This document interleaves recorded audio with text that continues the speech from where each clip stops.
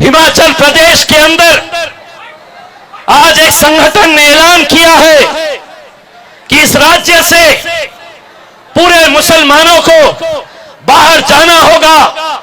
हम 30 दिन का समय दे रहे हैं। इस राज्य में एक भी मुसलमान रहना नहीं चाहिए। उन तमाम संगठनों को अमरावती की आवाम की तरफ से कान खोल के सुनो, कान खोल के सुनो। ये मुल्क किसी के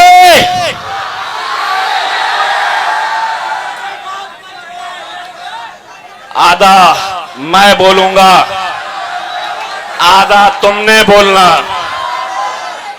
नहीं तो ये खड़े हैं ना, कल फिर लगा डालेंगे हमारा बाप निकाला।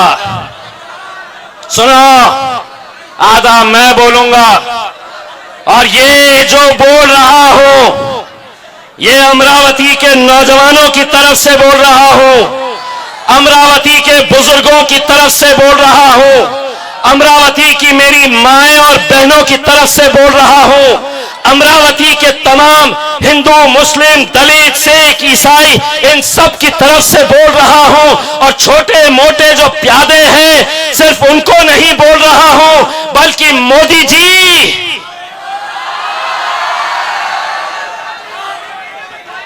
मोदी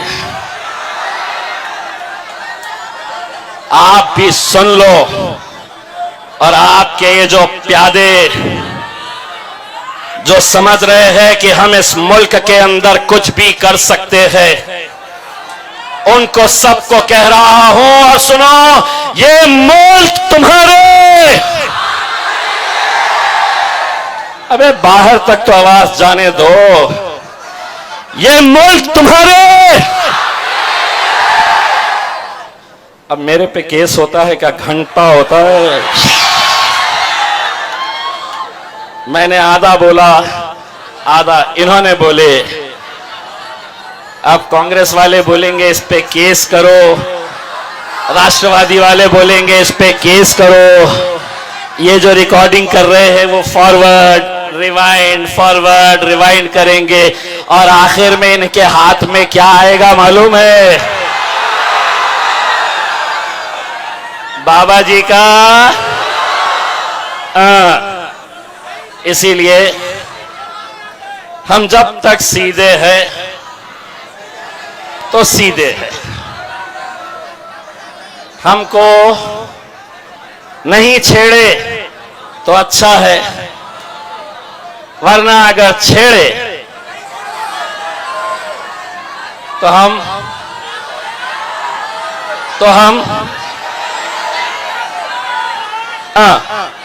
अब होता केस,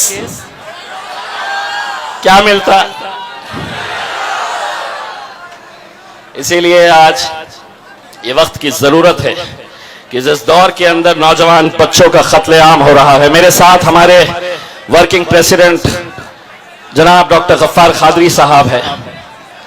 पिछले 10 दिनों से डॉक्टर गफ्फार खादरी साहब का काम क्या है?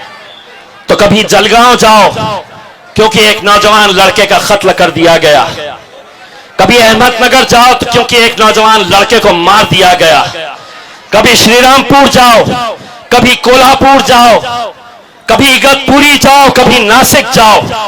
कब तक हम बेकसूर नौजवान बच्चों की लाशों को हम गिनते रहेंगे? इसीलिए मैं आज उन तमाम पुलिस वालों से भी कहता हूं, बहुत अच्छे मैंने पुलिस वालों को देखा है। आपके कमिश्नर नवीन रेड्डी साहब को भी मैं बहुत अच्छे तरीके से जानता हूं, एक अच्छा ऑफिसर है। लेकिन मैं नासिक के उसी एसपी से पूछना चाहता हूं, अगर तुम्हारे इलाके के अंदर 10 दिन में 2 नौजवान लड़कों को दिन दहाड़े बजरंग दल के गुंडे अगर मारते हैं और अगर तुमसे वो संभाले नहीं जा रहे तो एसपी साहब अपनी वर्दी उतार दीजिए। तुम उस वर्दी के लायक नहीं है। हम इज्जत करते हैं पुलिस वालों की, जो सही तरीके से, हम कभी ये नहीं कहेंगे अगर जिस दिन इम्तियाज जलील कसूरवार है तो पुलिस वालों ने इम्तियाज जलील पर भी एक्शन लेना चाहिए। लेकिन महज एकनाथ शिंदे के बोलने पर, देवेंद्र फडणवीस के बोलने पर, देवेंद्र फडणवीस साहब, मैं आपको चैलेंज कर रहा हूं, मलकापुर की उस घटना की इंक्वायरी करवाइए। मैं आपको दावे के साथ कह रहा हूं, किसी ने कोई गलत नारा वहां नहीं लगाया। एक मीडिया वाला चलाता है, उसका देखकर दूसरा चलाता है, उसका देखकर तीसरा चलाता है, और फिर प्रतिक्रियाएं देना शुरू हो जाती है। भारतीय जनता पार्टी के एक वो नेता है, तोतला बोलता, क्या नाम है उसका, किरीट सोमय्या, त्यांच्यावर आम्ही कारवाई करना। ए तोतल्या, पहले इन्क्वायरी कर, तुझी सरकार आहे, शेमड्यासारखा बोलू नको। अगर तू समझ रहा है कि जबान तेरे मुंह में है तो तेरे जितने प्यादे हैं उनको लेकर आ किसी स्टेज के ऊपर और हमारी जबान का मुकाबला कर। अरे हम दोनों वहां पर 300 पर भारी है अल्हम्दुलिल्लाह, तू किस खेत की मूली है रे? लेकिन जिसको मौका मिल रहा है, समझ रहे हैं कि इनके आगे कौन है, इनके पीछे कौन है, इनके तरफ से कौन लड़ने वाला है। कोई नहीं लड़ने वाला है, कोई नहीं लड़ने वाला है। ये तुम ही लोग हैं। कभी अपने गिरेबान में झांक कर देखो, इस शहर से, इस जिले से, जिस खासदार के लिए तुम लोग अपने घरों के बाहर निकले थे, क्या मिला तुम्हें बदले में? क्या मिला बदले में? कितने लोगों ने उसे वोट दिए थे? कितने लोगों ने दिए थे? कहां है वो लोग जो कहते थे कि नहीं, हमको सेक्युलरिज्म को जिंदा रखना है? लो, क्या मिला है तुम्हें हिस्से में, बदले में? अरे जो तुम्हारी खासदार अपनी धार्मिक किताब को राजनीति का एक मुद्दा बना देती है, तो सोचो उसकी सोच कैसी होगी। जीत हार कुछ भी हो, लेकिन अगर इस तरह की अगर घटिया राजनीति अगर इस देश के अंदर अगर होने लगी तो ये देश कहां जाएगा? कहीं ना कहीं इसके लिए तुम जिम्मेदार है, कहीं ना कहीं कुछ जिम्मेदारी उठाओ।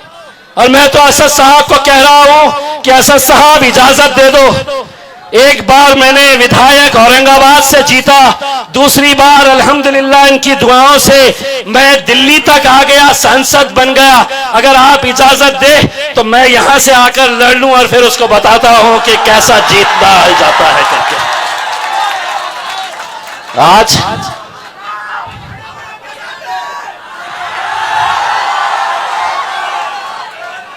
समझते हैं कि हम कुछ भी बोल लेंगे, कुछ भी हम बोल लेंगे और इन लोगों को सबको सुनना पड़ेगा, इन सबको सुनना पड़ेगा। और सुनते आए हैं। पिछले 75 सालों के अंदर हमने क्या किया है, तो बारातें उनकी सस्ती थी, घोड़ी पर वो बैठते थे और हम क्या, तो हम ढोलक के सामने नाचने का काम करते थे 75 सालों के अंदर। अरे बैरिस्टर असदुद्दीन अवैसी साहब जब मैदान में उतरे तो उन्होंने एक ही बात कही, अब बहुत हो गया हमारा नाचना, अब घोड़ी पर भी हम ही बैठेंगे और नचाएंगे तुमको इंशाअल्लाह।